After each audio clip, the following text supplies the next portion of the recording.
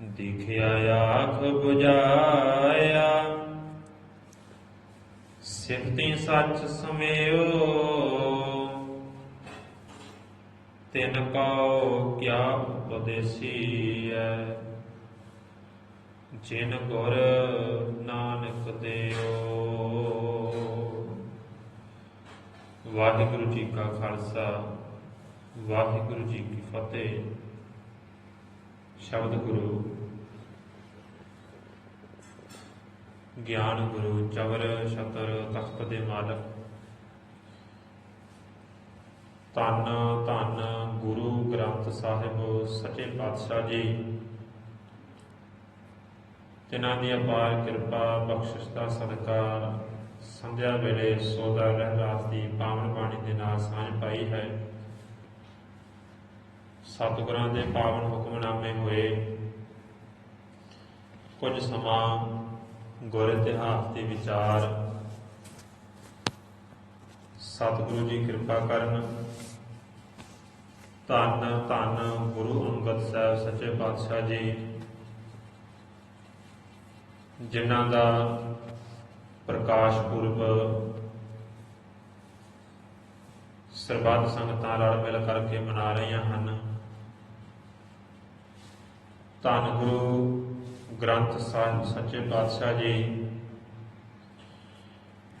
ਮਨੁੱਖ ਦੇ ਜੀਵਨ ਦੇ ਵਿੱਚੋਂ ਵਹਿਮ ਭਰਮ ਅਤੇ ਕਰਮ ਕਾਂਡ ਕੱਢ ਕੇ ਮਨੁੱਖ ਨੂੰ ਆਪਣੇ ਅੰਦਰ ਦੇ ਨਾਲ, ਆਪਣੇ ਆਪੇ ਦੇ ਨਾਲ ਜੋੜਦੇ ਹਨ। ਪਾਤਸ਼ਾਹ ਜੀ ਨੇ ਪਾਵਨ ਬਾਣੀ ਦੇ ਅੰਦਰ ਵਿਚਾਰ ਬਖਸ਼ਿਸ਼ ਕੀਤੇ ਨੇ ਕਿ ਜਿਵੇਂ ਪਾਣੀ ਅਤੇ ਮਿੱਟੀ ਰਲ ਕੇ ਘੜਾ ਬਣ ਜਾਂਦੇ ਨੇ, ਫਿਰ ਉਹੀ ਘੜਾ ਫਿਰ ਪਾਣੀ ਨੂੰ ਸੰਭਾਲਦੇ ਨੇ। ਕੁੰਭੇ ਬੱਧਾ ਜਲ ਰਹਿ, ਜਲ ਬਿਨਾ ਕੁੰਭ ਨਾ ਹੋਏ। ਗਿਆਨ ਕਾ ਬੱਧਾ ਮਨ ਰਹਿ, ਗੁਰ ਬਿਨ ਗਿਆਨ ਨਾ ਹੋਏ। ਮਨ ਨੂੰ ਗਿਆਨ ਦੇ ਨਾਲ ਬੰਨਣਾ ਹੈ। ਮਨ ਦੇ ਉੱਪਰ ਗਿਆਨ ਦਾ ਵਜਨ ਪੈ ਜਾਵੇ, ਭਾਰ ਪੈ ਜਾਵੇ ਨਾ, ਤੇ ਮਨ ਡੋਲਣੋਂ ਹਟ ਜਾਂਦਾ ਹੈ। ਪਰ ਇਹ ਗਿਆਨ ਗੁਰੂ ਤੋਂ ਬਿਨਾਂ ਮਿਲਣਾ ਵੀ ਨਹੀਂ। ਗੁਰੂ ਗਿਆਨ ਦਾ ਦਾਤਾ ਹੈ ਔਰ ਸਤਿਗੁਰੂ ਗੁਰੂ ਗ੍ਰੰਥ ਸਾਹਿਬ ਪਾਤਸ਼ਾਹ ਜੀ ਗਿਆਨ ਬਖਸ਼ਿਸ਼ ਕਰਦੇ ਹਨ। ਗੁਰ ਬਿਨ ਘੋਰ ਅੰਧਾਰ, ਗੁਰ ਬਿਨ ਸਮਝ ਨਾ ਆਵੈ। ਗੁਰ ਬਿਨ ਸੁਰਤ ਨਾ ਸਿੱਧ, ਗੁਰੂ ਬਿਨ ਮੁਕਤ ਨਾ ਪਾਵੈ। ਧੰਨ ਗੁਰੂ ਗ੍ਰੰਥ ਸਾਹਿਬ ਸੱਚੇ ਪਾਤਸ਼ਾਹ ਜੀ ਦੀ ਪਾਵਨ ਬਾਣੀ, ਸਮੁੱਚੀ ਬਾਣੀ ਮਨੁੱਖ ਨੂੰ ਮੁਕਤ ਕਰਦੀ ਹੈ ਵਿਸ਼ੇ ਵਿਕਾਰਾਂ ਤੋਂ, ਮਾੜੀਆਂ ਆਦਤਾਂ ਤੋਂ, ਗਲਤ ਸੰਗਤ ਤੋਂ ਮਨੁੱਖ ਨੂੰ ਆਜ਼ਾਦ ਕਰਕੇ ਸਹੀ ਰਾਹ ਦੇ ਉੱਪਰ ਤੁਰਨ ਦੀ ਪ੍ਰੇਰਨਾ ਬਖਸ਼ਦੀ ਹੈ। ਧੰਨ ਗੁਰੂ ਅੰਗਦ ਸਾਹਿਬ ਸੱਚੇ ਪਾਤਸ਼ਾਹ ਜੀ, ਜਦੋਂ ਕਿ ਉਹਨਾਂ ਦਾ ਬਚਪਨ ਦਾ ਨਾਮ ਭਾਈ ਲਹਿਣਾ ਹੈ, ਪਰ ਯਾਦ ਰੱਖਣਾ ਧੰਨ ਗੁਰੂ ਅੰਗਦ ਸਾਹਿਬ ਸੱਚੇ ਪਾਤਸ਼ਾਹ ਜੀ ਦਾ ਅਸਲ ਵਿੱਚ ਜਨਮ ਉਦੋਂ ਹੁੰਦਾ ਹੈ ਜਦੋਂ ਉਹ ਗੁਰੂ ਨਾਨਕ ਦੇ ਕੋਲ ਆਉਂਦੇ ਨੇ। ਪਹਿਲਾਂ ਤਾਂ ਲਹਿਣੇ ਦਾ ਜਨਮ ਹੋਇਆ ਹੈ। ਜਦੋਂ ਮੱਤੇ ਦੀ ਸਰਾਂ ਦੇ ਵਿੱਚ ਜਨਮ ਹੋਇਆ, ਉਦੋਂ ਲਹਿਣੇ ਦਾ ਜਨਮ ਹੋਇਆ। ਗੁਰੂ ਅੰਗਦ ਸਾਹਿਬ ਦਾ ਜਨਮ ਤਾਂ ਉਦੋਂ ਹੁੰਦਾ ਜਦੋਂ ਉਹ ਗੁਰੂ ਨਾਨਕ ਸਾਹਿਬ ਦੇ ਪਾਵਨ ਬਾਣੀ ਜਦੋਂ ਸੁਣਦੇ ਨੇ। ਭਾਈ ਜੋਧ ਦੇ ਕੋਲੋਂ ਜਦੋਂ ਉਹਨਾਂ ਨੇ ਪਾਵਨ ਬਾਣੀ ਦੇ ਬਚਨ ਸੁਣੇ ਨਾ, ਜਿਤ ਸੇਵਿਆ ਸੁਖ ਪਾਈਏ, ਸੋ ਸਾਹਿਬ ਸਦਾ ਸੰਭਾਲੀਐ। ਜਿਤ ਕੀਤਾ ਪਾਈਏ ਆਪਣਾ ਸਾਘਾਲ, ਬੁਰੀ ਕਿਉਂ ਘਾਲੀਐ। ਮੰਦਾ ਮੂਲ ਨਾ ਕੀਚੈ, ਤੇ ਲੰਮੀ ਨਦਰ ਨਿਹਾਲੀਐ। ਜਿਉ ਸਾਹਿਬ ਨਾਲ ਨਾ ਹਾਰੀਐ, ਤੇ ਵੇਹਾ ਪਾਸਾ ਢਾਲੀਐ। ਕਿਛ ਲਾਹੇ ਉੱਪਰ ਘਾਲੀਐ। ਔਰ ਭਾਈ ਜੋਧ ਦੇ ਕੋਲੋਂ ਬਾਣੀ ਜਦੋਂ ਸੁਣੀ ਹੈ, ਭਾਈ ਲਹਿਣੇ ਦੇ ਅੰਦਰ ਉਦੋਂ ਖਿੱਚ ਪੈਦਾ ਹੋਈ ਗੁਰੂ ਨਾਨਕ ਨੂੰ ਮਿਲਣ ਦੀ। ਪਹਿਲਾਂ ਜਦੋਂ ਜਨਮ ਹੁੰਦਾ ਹੈ ਮੱਤੇ ਦੀ ਸਰਾਂ ਦੇ ਵਿੱਚ, ਬਾਬਾ ਫੇਰੂਮੱਲ ਦੇ ਘਰ ਮਾਤਾ ਦਇਆ ਕੌਰ ਦੇ ਗ੍ਰਹਿ ਵਿਖੇ ਜਿਹੜਾ ਪਹਿਲਾ ਜਨਮ ਹੋਇਆ ਉਹ ਪਹਿਲਾ ਭਾਈ ਲਹਿਣੇ ਦਾ ਜਨਮ ਹੋਇਆ ਹੈ, ਉਹ ਗੁਰੂ ਅੰਗਦ ਸਾਹਿਬ ਦਾ ਜਨਮ ਨਹੀਂ ਹੋਇਆ ਉਹ। ਕਿਉਂਕਿ ਭਾਈ ਲਹਿਣੇ ਦੇ ਵਿੱਚ ਤੇ ਗੁਰੂ ਅੰਗਦ ਸਾਹਿਬ ਦੇ ਵਿੱਚ ਜ਼ਮੀਨ ਅਸਮਾਨ ਦਾ ਫਰਕ ਹੈ, ਬਹੁਤ ਵੱਡਾ ਫਰਕ ਹੈ। ਪਹਿਲਾਂ ਉਹ ਦੇਵੀ ਦੇ ਭਗਤ ਨੇ, ਜਦੋਂ ਉਹ ਜਨਮ ਹੁੰਦਾ ਹੈ ਉਹਨਾਂ ਦਾ, ਉਹ ਬਾਬਾ ਫੇਰੂਮਲ ਦੇ ਘਰ 'ਚ, ਉਦੋਂ ਉਹ ਦੇਵੀ ਦੇ ਭਗਤ ਨੇ। ਉਹ ਤੀਰਥ ਯਾਤਰਾਵਾਂ ਕਰਦੇ ਰਹੇ ਨੇ, ਕਿਉਂਕਿ ਫਿਰੋਜ਼ਪੁਰ ਦੇ ਵਿੱਚ ਮੱਤੇ ਦੀ ਸਰਾਂ ਇੱਕ ਨਗਰ ਹੈ, ਜਿਸ ਨਗਰ ਦੇ ਵਿੱਚ ਜਦੋਂ ਬਾਬਰ ਨੇ ਹਮਲਾ ਕੀਤਾ ਨਾ ਐਮਨਾਬਾਦ ਦੀ ਧਰਤੀ ਤੇ, ਔਰ ਹੋਰ ਲਾਗੇ ਲਾਗੇ ਜਿੰਨੇ ਵੀ ਪਿੰਡ ਸਨ, ਦੂਰ ਤੱਕ ਬਾਬਰ ਦੀ ਜਿਹੜੀ ਫੌਜ ਨੇ ਸੀ ਉਹ ਇਲਾਕਿਆਂ ਦੇ ਇਲਾਕੇ ਤਬਾਹ ਕੀਤੇ ਹੋਏ ਸੀ। ਉਹਨਾਂ ਦੇ ਵਿੱਚ ਇਹ ਮੱਤੇ ਦੀ ਸਰਾਂ ਵੀ ਉਜੜ ਚੁੱਕਾ ਸੀ। ਔਰ ਭਾਈ ਲਹਿਣਾ ਤੇ ਉਹਨਾਂ ਦੇ ਪਿਤਾ ਜੀ ਪਰਿਵਾਰ ਸਮੇਤ ਹਰੀਕੇ ਆ ਕੇ ਉਹਨਾਂ ਨੇ ਆਪਣੀ ਦੁਕਾਨਦਾਰੀ ਸ਼ੁਰੂ ਕੀਤੀ ਸੀ। ਹਰੀਕੇ ਵਿਖੇ ਉਹਨਾਂ ਨੇ ਆਪਣਾ ਗੁਜ਼ਾਰੇ ਦਾ ਪ੍ਰਬੰਧ ਸ਼ੁਰੂ ਕੀਤਾ ਉਹਨਾਂ ਨੇ। ਫਿਰ ਮੈਂ ਬੇਰਵਾਰ ਬੇਨਤੀ ਕਰ ਰਿਹਾ ਕਿ ਧੰਨ ਗੁਰੂ ਅੰਗਦ ਪਾਤਸ਼ਾਹ ਜੀ ਜਦੋਂ ਗੁਰੂ ਨਾਨਕ ਸਾਹਿਬ ਦੇ ਕੋਲ ਆਉਂਦੇ ਨੇ, ਜੀਵਨ ਦੇ ਵਿੱਚ ਬਦਲਾਅ ਉਦੋਂ ਆਉਂਦਾ ਹੈ।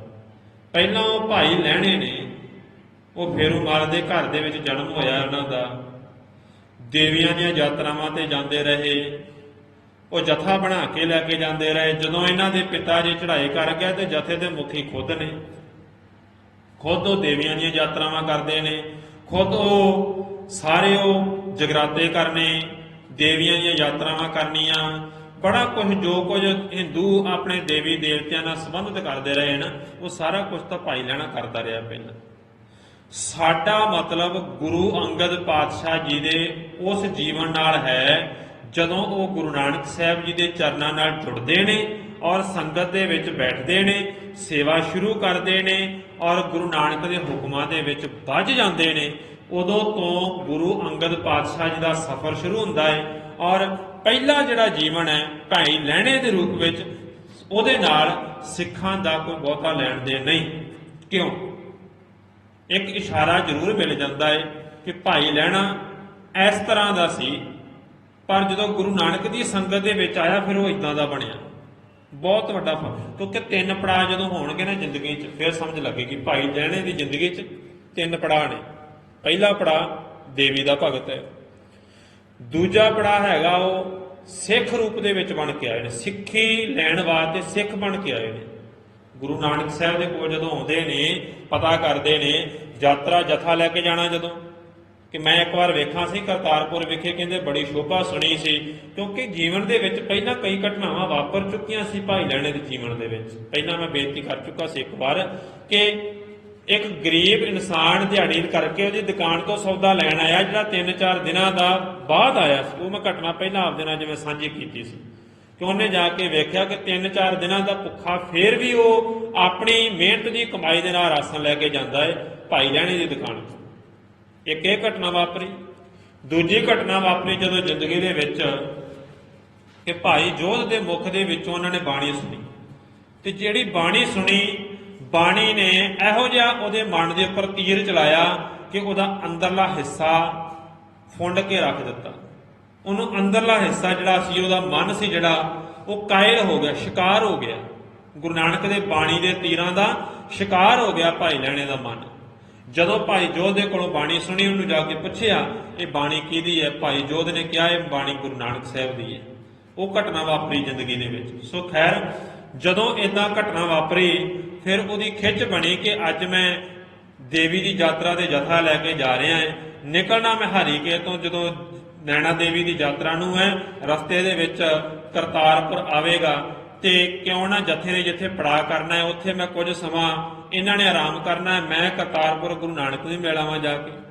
ਜਦੋਂ ਜਾ ਕੇ ਨਿਕਲੇ ਨੇ, ਉਹ ਜਥੇ ਨੂੰ ਰੋਕ ਦਿੱਤਾ ਗਿਆ, ਤੁਸੀਂ ਰੁਕਣਾ ਰੁਕੋ, ਜਾਣਾ ਜਾਓ, ਮੈਂ ਹੁਣ ਕਰਤਾਰਪੁਰ ਵਾਲੇ ਪਾਸੇ ਜਾਣਾ ਚਾਹੁੰਦਾ। ਜਾ ਕੇ ਗਏ, ਇੱਕ ਬਜ਼ੁਰਗ ਖੇਤਾਂ 'ਚ ਕੰਮ ਕਰਦਾ ਹੈ, ਜਾ ਕੇ ਪੁੱਛਿਆ ਬਾਬਾ ਮੈਂ ਗੁਰੂ ਨਾਨਕ ਨੂੰ ਮਿਲਣਾ ਹੈ। ਗੁਰੂ ਨਾਨਕ ਨੂੰ ਮਿਲਣਾ ਚਾਹੁੰਦਾ? ਹਾਂ, ਮੈਂ ਗੁਰੂ ਨਾਨਕ ਨੂੰ ਮਿਲਣਾ ਆ। ਚੱਲ ਆ, ਮੈਂ ਲੈ ਜਾਣਾ ਤੈਨੂੰ ਸੱਜਣਾ। ਅੱਗੋਂ ਘੋੜੇ ਦੇ ਲਗਾਮ ਫੜ ਕੇ ਆਪਣੇ ਧਰਮਸ਼ਾਲਾ ਵਾਲੇ ਪਾਸੇ ਲੈ ਗਏ। ਹੱਥ ਪੈਰ ਸਾਫ਼ ਕਰ ਲਓ ਤੇ ਅੰਦਰ ਲੰਘ ਆਇਓ।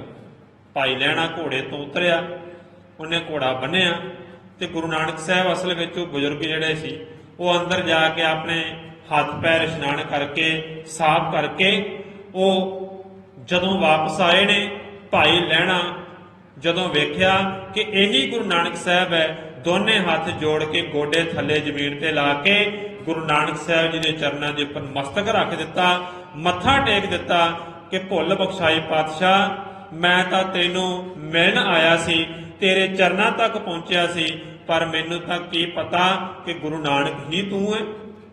ਮੇਰੇ ਤੋਂ ਤਾਂ ਪਹਿਲੀ ਗਲਤੀ ਇਹ ਹੋ ਗਈ, ਮੈਂ ਤਾਂ ਤੇਰੇ ਕੋਲ ਸਿੱਖ ਬਣ ਕੇ ਆਇਆ ਸੀ, ਪਰ ਆਇਆ ਵੀ ਮੈਂ ਘੋੜੇ ਤੇ ਚੜ੍ਹ ਕੇ। ਗੁਰੂ ਨਾਨਕ ਸਾਹਿਬ ਕਹਿੰਦੇ ਘਬਰਾ ਨਾ, ਜੇ ਤੂੰ ਲੈਣਾ ਹੈ ਤੇ ਮੈਂ ਵੀ ਦੇਣਾ ਹੈ। ਗੁਰੂ ਨਾਨਕ ਸਾਹਿਬ ਅਸਲ ਵਿੱਚ ਦਿੰਦੇ ਹੀ ਉਹਨੂੰ ਨੇ ਜਿਹੜਾ ਲੈਣਾ ਚਾਹੁੰਦਾ ਹੈ, ਨਹੀਂ ਤਾਂ ਸ਼੍ਰੀ ਚੰਦ ਲੈਣਾ ਨਹੀਂ ਸੀ ਚਾਹੁੰਦਾ, ਨਾ ਹੀ ਉਹਨੂੰ ਗੁਰੂ ਨਾਨਕ ਸਾਹਿਬ ਦੇ ਸਕਦੇ ਸੀ। ਗੁਰੂ ਨਾਨਕ ਸਾਹਿਬ ਦੇ ਕੋਲ ਇਹ ਨਹੀਂ ਕਿ ਭੰਡਾਰ ਨਹੀਂ, ਗੁਰੂ ਨਾਨਕ ਸਾਹਿਬ ਦਿੰਦੇ ਨੇ, ਪਰ ਅਗਲਾ ਲੈਣ ਵਾਲਾ ਵੀ ਤਾਂ ਹੋਵੇ। ਗੁਰੂ ਨਾਨਕ ਦੇ ਕੋਲ ਇੰਨੀ ਇੱਛਾ, ਤੀਬਰ ਇੱਛਾ ਲੈ ਕੇ ਭਾਈ ਲਹਿਣਾ ਆਇਆ। ਉਸ ਤੋਂ ਬਾਅਦ ਇੱਕ ਵਾਰ ਗੁਰੂ ਨਾਨਕ ਦੇ ਚਰਨਾਂ ਦੇ ਵਿੱਚ ਆ ਪਹੁੰਚੇ, ਉਸ ਤੋਂ ਬਾਅਦ ਗੁਰੂ ਨਾਨਕ ਦਾ ਦਰ ਇਹਨਾਂ ਨੇ ਨਹੀਂ ਛੱਡਿਆ। 7-8 ਸਾਲ ਲਗਾਤਾਰ ਗੁਰੂ ਨਾਨਕ ਦੇ ਦਰ ਦੀ ਘਾਲਣਾ ਘਾਲੀ ਹੈ। ਸਿੱਖਿਆਵਾਂ ਲਈਆਂ, ਪ੍ਰੀਖਿਆਵਾਂ ਹੋਈਆਂ, ਬਾਣੀ ਸੁਣੀ, ਗੁਰਮਤਿ ਦੇ ਅਸੂਲ ਸਮਝੇ, ਸਿਧਾਂਤ ਸਮਝੇ ਭਾਈ ਲਹਿਣੇ ਨੇ। ਹੁਣ ਇਹ ਸਿੱਖੀ ਸਰੂਪ ਹੈ, ਸਿੱਖ ਬਣ ਕੇ ਆਇਆ। ਪਹਿਲਾਂ ਦੇਵੀ ਭਗਤ ਸੀ, ਹੁਣ ਇਹ ਸਿੱਖ ਬਣ ਕੇ ਆਇਆ। ਸਿੱਖ ਬਣ ਕੇ ਇਹਨਾਂ ਨੇ 7 ਸਾਲ ਲਗਾਤਾਰ ਇਹਨਾਂ ਨੇ ਘਾਲਣਾ ਘਾਲੀ। ਹੁਣ ਜਦੋਂ ਖੇਤਾਂ ਦੇ ਵਿੱਚ ਉਹ ਘਾਹ ਦੀ ਪੰਡਾਂ ਚੁੱਕਣੀਆਂ, ਅੱਧੀ ਰਾਤ ਨੂੰ ਠੰਡ ਦੇ ਮੌਸਮ ਦੇ ਵਿੱਚ, ਵਰਦੀ ਵਰਖਾ ਦੇ ਵਿੱਚ ਕੰਧਾਂ ਦੀ ਚਿਣਾਈ ਕਰਨੀ, ਚਿੱਕੜ ਦੇ ਵਿੱਚੋਂ ਲੋਟਾ ਚੁੱਕਣਾ, ਔਰ ਇਦਾਂ ਦੀਆਂ ਜ਼ਿੰਦਗੀ ਦੇ ਵਿੱਚ ਜਿੰਨੀਆਂ ਘਟਨਾਵਾਂ, ਜਿੰਨੀਆਂ ਪ੍ਰੀਖਿਆਵਾਂ ਲਈਆਂ, ਉਹ ਸਾਰੀਆਂ ਘਟਨਾਵਾਂ ਪ੍ਰੀਖਿਆਵਾਂ ਦੇ ਵਿੱਚੋਂ ਗੁਰੂ ਨਾਨਕ ਸਾਹਿਬ ਜੀ ਦੀਆਂ ਤੋਂ ਉਹ ਭਾਈ ਲਹਿਣਾ ਪਾਸ ਹੋਇਆ। ਆਖਰ ਨੂੰ ਜਦੋਂ ਗੁਰੂ ਨਾਨਕ ਸਾਹਿਬ ਸੱਚੇ ਪਾਤਸ਼ਾਹ ਜੀ ਨੇ ਸਾਰੇ ਸਿੱਖਾਂ ਨੂੰ ਕਿਹਾ ਨਾ ਕਿ ਤੁਸੀਂ ਭਾਈ ਆਪੋ ਆਪਣੇ ਘਰਾਂ ਨੂੰ ਚਲੇ ਜਾਓ, ਔਰ ਬਾਕੀ ਸਾਰੇ ਆਪੋ ਆਪਣੇ ਘਰਾਂ ਨੂੰ ਕਹਿੰਦੇ ਚਲੇ ਗਏ। ਫਿਰ ਅਖੀਰ ਤੇ ਹੋਇਆ ਕਿ ਭਾਈ ਲਹਿਣਾ ਤੇ ਬਾਬਾ ਬੁੱਢਾ ਜੀ ਰਹਿ ਗਏ। ਬਾਬਾ ਬੁੱਢਾ ਜੀ ਨੂੰ ਕਿਹਾ, ਬਾਬਾ ਜੀ ਤੁਸੀਂ ਵੀ ਆਪਣੇ ਘਰਾਂ ਨੂੰ ਚਲੇ ਜਾਓ। ਉਹ ਕੁਝ ਸਮਾਂ ਲੈ ਕੇ ਤੇ ਕੰਧ ਓਲੇ ਹੋ ਗਏ ਕਹਿੰਦੇ, ਪਰ ਗਏ ਨਾ। ਭਾਈ ਲਹਿਣੇ ਨੂੰ ਕਿਹਾ, ਲਹਿਣਿਆ ਹੁਣ ਤੂੰ ਕੀ ਲੈਣਾ ਚਾਹੁੰਦਾ ਹੈ, ਤੂੰ ਵੀ ਜਾ ਆਪਣੇ ਘਰੇ। ਸਾਰੇ ਆਪੋ ਆਪਣੇ ਘਰਾਂ ਨੂੰ ਚਲੇ ਗਏ। ਭਾਈ ਲਹਿਣੇ ਨੇ ਗਲ 'ਚ ਪੱਲਾ ਪਾਇਆ, ਹੱਥ ਜੋੜ ਕੇ ਕਹਿੰਦਾ, ਪਾਤਸ਼ਾਹ ਜਿਨ੍ਹਾਂ ਦੇ ਘਰ ਹੋਣਗੇ ਆਪਣੇ ਘਰਾਂ ਨੂੰ ਚਲੇ ਗਏ, ਮੇਰਾ ਤਾਂ ਘਰ ਹੀ ਤੇਰੇ ਚਰਨ ਨੇ, ਮੇਰਾ ਤੇ ਘਰ ਹੀ ਤੇਰਾ ਟਿਕਾਣਾ ਹੈ। ਮੈਨੂੰ ਤੇਰੇ ਘਰ ਤੋਂ ਬਿਨਾਂ ਮੈਨੂੰ ਦੂਜਾ ਘਰ ਹੁਣ ਸੁੱਝਦਾ ਹੀ ਨਹੀਂ। ਗੁਰੂ ਨਾਨਕ ਸਾਹਿਬ ਇਹ ਕਹਿੰਦੇ, ਮੈਨੂੰ ਵੀ ਇਹੋ ਜਿਹਾ ਘਰ ਹੀ ਚਾਹੀਦਾ ਹੈ ਜਿੱਥੇ ਅਕਾਲ ਪੁਰਖ ਦੀ ਜੋਤ ਟਿਕ ਸਕਦੀ ਹੈ। ਹੁਣ ਗੁਰੂ ਨਾਨਕ ਸਾਹਿਬ ਜੀ ਨੇ ਸਾਰੀ ਸੰਗਤ ਦੇ ਸਾਹਮਣੇ ਗੁਰੂ ਅੰਗਦ ਪਾਤਸ਼ਾਹ ਭਾਈ ਲਹਿਣੇ ਨੂੰ ਗੱਦੀ ਦੇ ਉੱਪਰ ਬਿਠਾਇਆ ਹੈ। ਸੰਗਤ ਦੇ ਵਿੱਚੋਂ ਸਾਰਿਆਂ ਨੂੰ ਇਸ ਗੱਲ ਦਾ ਹੁਕਮ ਕੀਤਾ ਕਿ ਅੱਜ ਤੋਂ ਬਾਅਦ ਇਸ ਨੂੰ ਮੇਰਾ ਅੰਗ ਜਾਣਨਾ, ਅੱਜ ਤੋਂ ਬਾਅਦ ਇਹਨੂੰ ਗੁਰੂ ਸਮਝ ਕੇ ਨਮਸਕਾਰ ਕਰਨੀ ਹੈ। ਔਰ ਗੁਰੂ ਨਾਨਕ ਸਾਹਿਬ ਜੀ ਨੇ ਗੁਰਗੱਦੀ ਦੇ ਉੱਪਰ ਬਿਠਾ ਕੇ ਨਮਸਕਾਰ ਕਰ ਦਿੱਤੇ। ਔਰ ਸਭ ਤੋਂ ਗੁਰੂ ਨਾਨਕ ਸਾਹਿਬ ਤੋਂ ਬਾਅਦ ਸਭ ਤੋਂ ਪਹਿਲਾਂ ਮੱਥਾ ਟੇਕਿਆ ਬਾਬਾ ਬੁੱਢਾ ਜੀ ਨੇ। ਔਰ ਇਹ ਬਹੁਤ ਵੱਡੀ ਬਖਸ਼ਿਸ਼ ਸੀ ਬਾਬਾ ਬੁੱਢਾ ਜੀ ਦੇ ਉੱਪਰ ਕਿ ਜਦੋਂ ਵੀ ਕਿਸੇ ਗੁਰੂ ਸਾਹਿਬ ਜੀ ਨੂੰ ਗੁਰਗੱਦੀ ਮਿਲਦੀ ਸੀ, ਉਹ ਆਪਣੇ ਹੱਥੀਂ ਗੁਰਗੱਦੀ ਦੀ ਰਸਮ ਨਿਭਾਉਂਦੇ ਸਨ। ਗੁਰੂ ਨਾਨਕ ਸਾਹਿਬ ਨੇ ਕਿਹਾ ਬਾਬਾ ਬੁੱਢਾ ਜੀ ਨੂੰ ਕਿ ਬਾਬਾ ਬੁੱਢਾ ਜੀ ਤੁਸੀਂ ਇਹ ਗੁਰਗੱਦੀ ਦੀ ਰਸਮ ਨਿਭਾਓ, ਖੁਦ ਤੁਸੀਂ ਆਪਣੇ ਹੱਥੀਂ ਇਹਨਾਂ ਨੂੰ ਗੁਰਗੱਦੀ ਦਿਓ। ਗੁਰੂ ਨਾਨਕ ਸਾਹਿਬ ਜੀ ਦੇ ਹੁਕਮ ਮੁਤਾਬਕ ਬਾਬਾ ਬੁੱਢਾ ਜੀ ਨੇ ਭਾਈ ਲਹਿਣੇ ਨੂੰ ਗੁਰਗੱਦੀ ਬਖਸ਼ੀ। ਅੱਜ ਉਹ ਗੁਰੂ ਨਾਨਕ ਸਾਹਿਬ ਦੇ ਬੋਲੇ ਹੋਏ ਬੋਲ ਸੱਚ ਹੋ ਉੱਠੇ। ਜਦੋਂ ਗੁਰੂ ਨਾਨਕ ਸਾਹਿਬ ਨੇ ਆਪਣੇ ਰਸਨਾ ਤੇ ਬੋਲ ਕਹੇ ਸੁਣਗੇ, ਬਲਿਹਾਰੀ ਗੁਰ ਆਪਣੇ ਦਿਵਹਾੜੀ ਸਦਵਾਰ, ਜਿਨ ਮਾਨਸ ਤੇ ਦੇਵਤੇ ਕੀਏ ਕਰਤ ਨਾ ਲਾਗੀ ਵਾਰ। ਧੰਨ ਗੁਰੂ ਨਾਨਕ ਸਾਹਿਬ ਪਾਤਸ਼ਾਹ ਜੀ, ਬਲਿਹਾਰ ਜਾਵਾਂ ਤੁਹਾਡੇ ਉੱਪਰੋਂ, ਇੱਕ ਵਾਰ ਨਹੀਂ, 2 ਵਾਰ ਨਹੀਂ, ਸੈਂਕੜੇ ਵਾਰ ਤੁਹਾਡੇ ਤੋਂ ਬਲਿਹਾਰ ਜਾਵਾਂ। ਇੱਕ ਆਮ ਮਨੁੱਖ ਤੇਰੇ ਚਰਨਾਂ ਦੇ ਵਿੱਚ ਆਉਂਦਾ ਤੇ ਉਹਨੂੰ ਇਨਸਾਨ ਤੋਂ ਬਾਅਦ ਉਹਨੂੰ ਤੁਸੀਂ ਭਗਵਾਨ ਹੀ ਬਣਾ ਕੇ ਰੱਖ ਦਿੱਤਾ। ਧੰਨ ਗੁਰੂ ਨਾਨਕ ਸਾਹਿਬ ਜੀ ਨੇ ਐਸੀ ਵੱਡੀ ਬਖਸ਼ਿਸ਼ ਔਰ ਬੜੀ ਵੱਡੀ ਕਿਰਪਾਲਤਾ ਕੀਤੀ। ਕਰਤਾਰਪੁਰ ਦੀ ਧਰਤੀ ਤੇ ਗੁਰਗੱਦੀ ਬਖਸ਼ੀ। ਔਰ ਗੁਰੂ ਨਾਨਕ ਸਾਹਿਬ ਜੀ ਉਸ ਤੋਂ ਬਾਅਦ ਜਦੋਂ ਜੋਤੀ ਜੋਤ ਸਮਾ ਜਾਂਦੇ ਨੇ 1539 ਦੇ ਵਿੱਚ, ਔਰ ਉੱਥੇ ਸ਼੍ਰੀ ਚੰਦ ਤੇ ਲਖਮੀ ਦਾਸ ਵਰਗਿਆਂ ਨੂੰ ਬਖੇੜਾ ਖੜਾ ਕਰ ਦਿੱਤਾ। ਕਿਉਂਕਿ ਲੋਕਾਂ ਦੇ ਵਿੱਚ ਪ੍ਰਭਾਵ ਸ਼੍ਰੀ ਚੰਦ ਦਾ ਹੈ। ਗੁਰੂ ਨਾਨਕ ਸਾਹਿਬ ਦਾ ਪੁੱਤਰ ਹੋਣ ਕਰਕੇ ਕਈ ਲੋਕ ਸ਼੍ਰੀ ਚੰਦ ਨੂੰ ਗੁਰੂ ਸਮਝਣ ਲੱਗ ਪਏ, ਪਰ ਸੱਚ ਜਾਣਨ ਵਾਲੇ, ਗੁਰੂ ਨਾਨਕ ਨੂੰ ਪਿਆਰ ਕਰਨ ਵਾਲੇ ਜਾਣਦੇ ਸਨ। ਉਸ ਤੋਂ ਬਾਅਦ ਕਰਤਾਰਪੁਰ ਤੋਂ ਗੁਰੂ ਅੰਗਦ ਪਾਤਸ਼ਾਹ ਜੀ ਖਡੂਰ ਸਾਹਿਬ ਦੀ ਧਰਤੀ ਤੇ ਆਉਂਦੇ। ਹੁਣ ਇੱਥੇ ਮੈਂ ਇੱਕ ਹੋਰ ਬੇਨਤੀ ਕਰਾਂ, ਭਾਈ ਲਹਿਣੇ ਦਾ ਜਨਮ ਫੇਰੂਮਾਲ ਦੇ ਘਰੇ ਹੋਇਆ, ਪਰ ਗੁਰੂ ਅੰਗਦ ਪਾਤਸ਼ਾਹ ਜੀ ਦਾ ਜਨਮ ਗੁਰੂ ਨਾਨਕ ਦੇ ਘਰ 'ਚ ਹੋਇਆ।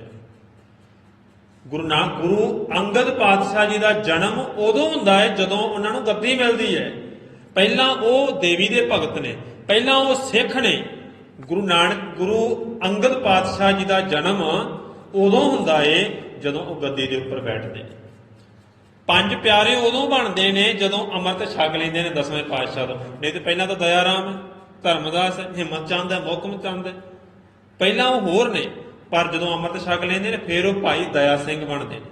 ਪਹਿਲਾਂ ਉਹ ਅਮਰੂ ਨਿਥਾਵਾਂ ਹੈ, ਪਹਿਲਾਂ ਉਹ ਅਮਰਦਾਸ ਹੈ ਪਹਿਲੇ ਜੀਵਨ ਦੇ ਵਿੱਚ। ਜਦੋਂ ਗੁਰੂ ਨਾਨਕ ਦੇ ਘਰ ਦੀ ਜੋਤ ਉਹਨਾਂ ਨੂੰ ਮਿਲਦੀ ਹੈ ਫਿਰ ਉਹ ਗੁਰੂ ਅਮਰਦਾਸ ਬਣਦੇ ਨੇ। ਫਿਰ ਉਹ ਗੁਰੂ, ਜਦੋਂ ਆਪਾਂ ਗੁਰੂ ਅਮਰਦਾਸ ਦਾ ਪ੍ਰਕਾਸ਼ ਪੁਰਬ ਮਨਾਉਣੇ ਆ ਨਾ, ਅਸਲ ਵਿੱਚ ਸਰੀਰਕ ਤੌਰ ਦੇ ਉੱਪਰ ਉਹਨਾਂ ਦਾ ਜਨਮ ਅਲੱਗ ਡੇਟ ਨੂੰ ਹੁੰਦਾ ਹੈ, ਪਰ ਅੰਦਰ ਦੀ ਜੋਤ, ਅੰਦਰ ਦੇ ਗੁਰੂ ਅਮਰਦਾਸ ਦਾ ਜਨਮ ਉਦੋਂ ਹੁੰਦਾ ਜਦੋਂ ਗੱਦੀ ਤੇ ਬੈਠਦੇ ਨੇ। ਅੰਦਰ ਦੇ ਗੁਰੂ ਅੰਗਦ ਦਾ ਜਨਮ ਉਦੋਂ ਹੁੰਦਾ ਹੈ ਜਦੋਂ ਉਹ ਗੁਰੂ ਨਾਨਕ ਦੀ ਗੱਦੀ ਦੇ ਉੱਪਰ ਬੈਠਦੇ ਨੇ। ਖਡੂਰ ਸਾਹਿਬ ਦੀ ਧਰਤੀ ਦੇ ਉੱਪਰ ਮਾਤਾ ਖੀਵੀ ਜੀ ਦੇ ਨਾਲ ਲੰਗਰ ਦਾ ਪ੍ਰਬੰਧ ਚਲਾਇਆ, ਇੱਥੇ ਭਗਤੀ ਦਾ ਪ੍ਰਬੰਧ ਚਲਾਇਆ, ਸ਼ਕਤੀ ਦਾ ਪ੍ਰਬੰਧ ਚਲਾਇਆ ਇੱਥੇ ਗੁਰੂ ਅੰਗਦ ਪਾਤਸ਼ਾਹ ਜੀ।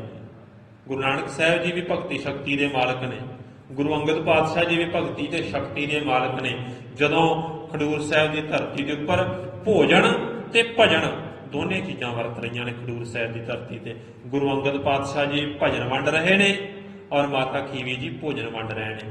ਔਰ ਗੁਰੂ ਅੰਗਦ ਪਾਤਸ਼ਾਹ ਜੀ ਦੇ ਲੰਗਰ ਦੇ ਵਿੱਚ ਰੋਜ਼ਾਨਾ ਦੇਸੀ ਘਿਓ ਦੀ ਖੀਰ ਬਣਨੀ। ਉਹ ਇੰਨੀ ਮਿੱਠੀ ਖੀਰ ਬਣਦੀ ਸੀ ਕਿ ਸੰਗਤਾਂ ਖੁਦ ਛਕਦੀਆਂ ਨੇ, ਨੌਜਵਾਨ ਵੀ ਛਕਦੇ ਨੇ, ਔਰ ਸੰਗਤਾਂ ਦੂਰੋਂ ਨੇੜਿਓਂ ਆ ਕੇ ਚੱਲ ਕੇ ਛਕਦੀਆਂ ਨੇ ਜਦੋਂ। ਔਰ ਐਸੀ ਇਹ ਘਾਲਣਾ ਮਾਤਾ ਖੀਵੀ ਜੀ ਨੇ ਘਾਲੀ ਹੈ। ਬਲਵੰਡ ਖੀਵੀ ਨੇਕ ਜਨ ਜਿਸ ਬਹੁਤੀ ਛਾਉ ਪਤਰਾਲੇ, ਲੰਗਰ ਦੌਲਤ ਵੰਡੀਏ ਰਸ ਅੰਮ੍ਰਿਤ ਖੀਰ, ਘਿਆਲੀ ਘਿਓ ਵਾਲੀ ਖੀਰ ਵੀ ਬਣਦੀ ਰਹੀ। ਗੁਰੂ ਅੰਗਦ ਪਾਤਸ਼ਾਹ ਜੀ ਦੇ ਲੰਗਰ ਦੇ ਵਿੱਚ ਰੋਟੀ ਵੀ ਚੱਲਦੀ ਰਹੀ ਹੈ, ਭੋਜਨ ਵੀ ਚੱਲਦਾ ਰਿਹਾ, ਨਾਲੇ ਪੈਸਿਆਂ ਦਾ ਲੰਗਰ ਵੀ ਚੱਲਦਾ ਰਿਹਾ। ਭਾਵ ਜਿਹਨੂੰ ਲੋੜ ਹੈ ਉਹਨੂੰ ਪੈਸੇ ਵੀ ਮਿਲਦੇ ਰਹੇ ਨੇ। ਮਾਤਾ ਖੀਵੀ ਜੀ ਵੇਖ ਲੈਂਦੇ ਸਨ ਕਿ ਭਾਈ ਆ ਇੱਕ ਧੀ ਬੈਠੀ ਹੈ ਪੰਗਤ ਦੇ ਵਿੱਚ, ਇਹਦੇ ਕੱਪੜੇ ਬੜੇ ਖਸਤੇ ਨੇ ਔਰ ਇਹਦੇ ਹਾਲਤ ਬੜੀ ਪਤਲੀ ਜੀ ਲੱਗਦੀ ਹੈ। ਮਾਤਾ ਖੀਵੀ ਜੀ ਨੇ ਚੁੱਪ ਕੇ ਜੇ ਉਹਨੂੰ ਕੁਝ ਪੈਸੇ ਦੇ ਦੇਣੇ, ਭਾਈ ਤੂੰ ਆਪਣੇ ਕੱਪੜੇ ਸਵਾ ਲਈ, ਆਪਣੀ ਜੁੱਤੀ ਲੈ ਲਵੀਂ, ਆਪਣੇ ਘਰ ਦਾ ਪ੍ਰਬੰਧ ਕਰ ਲਵੀਂ। ਦੋਨੇ ਚੀਜ਼ਾਂ ਚੱਲਦੀਆਂ ਰਹੀਆਂ। ਲੋੜਵੰਦ ਦੀ ਸਹਾਇਤਾ ਕਰਨੀ ਗੁਰੂ ਨਾਨਕ ਦੇ ਘਰ ਦਾ ਫਰਜ਼ ਰਿਹਾ ਹੈ।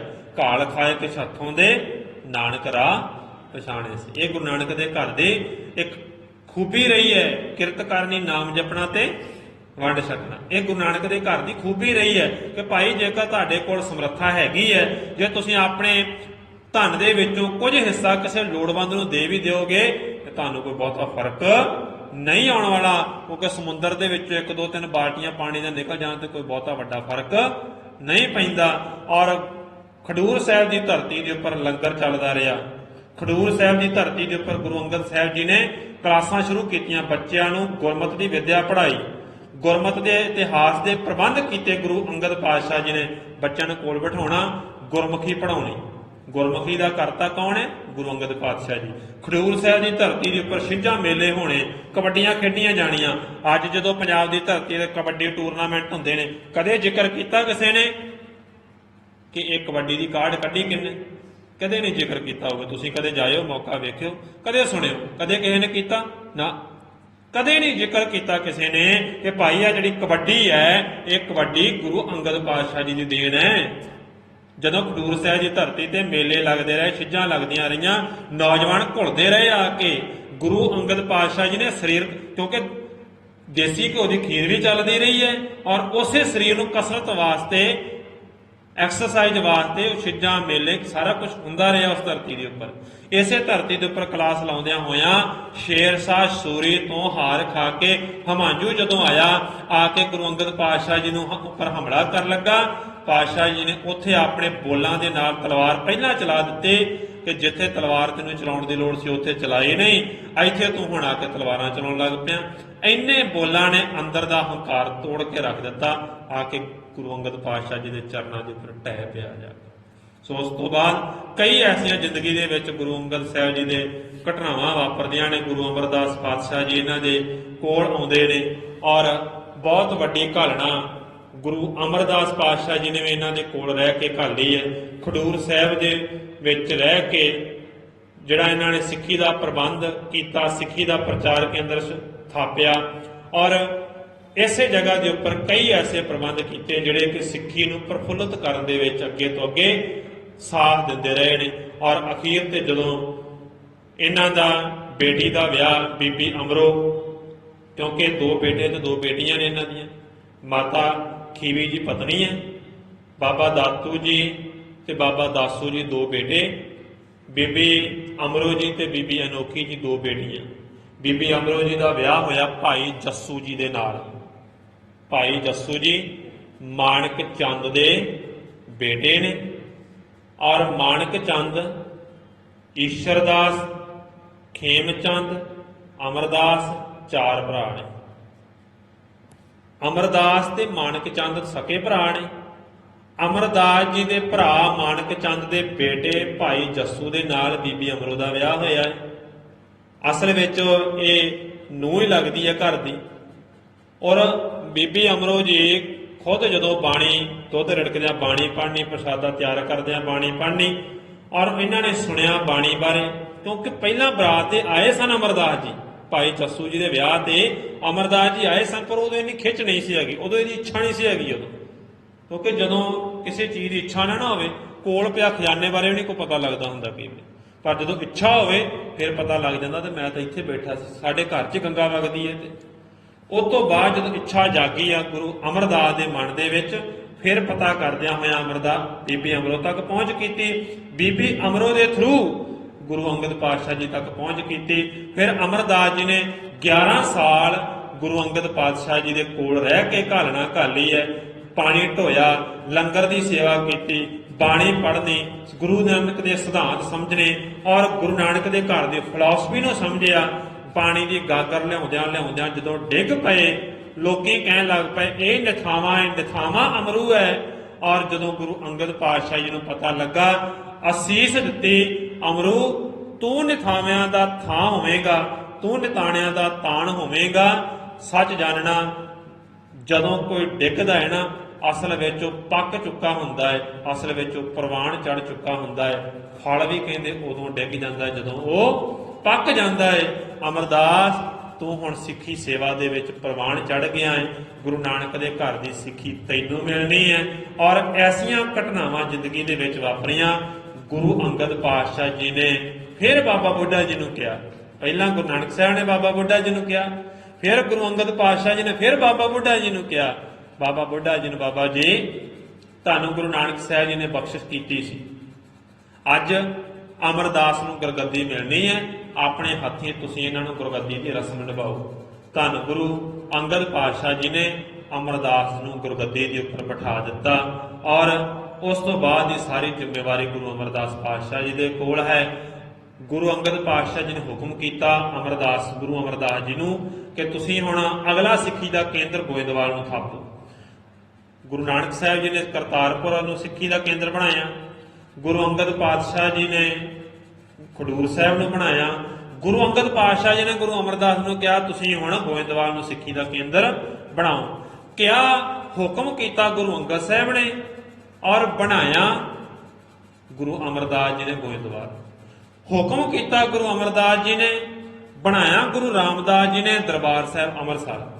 ਹੁਕਮ ਕੀਤਾ ਗੁਰੂ ਰਾਮਦਾਸ ਜੀ ਨੇ, ਬਣਾਇਆ ਗੁਰੂ ਅਰਜਨ ਸਾਹਿਬ ਜੀ ਨੇ ਦਰਬਾਰ ਸਾਹਿਬ ਤਰਨਤਾਰਨ।